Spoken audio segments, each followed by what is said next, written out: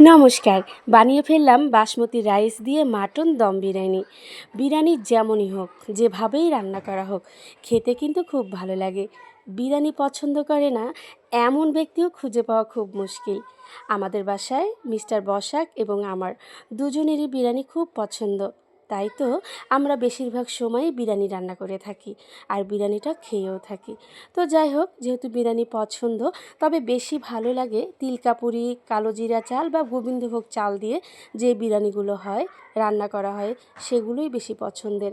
বাসমতি চালের বিরিয়ানিও ভালো লাগে, তবে ওই যে বললাম, বিরিয়ানি হলেই হলো। তাই আপনাদের কোন চালের বিরিয়ানি ভালো লাগে অবশ্যই কমেন্ট বক্সে জানিয়ে যাবেন। আজ সারাদিন বিরিয়ানিময় হোক।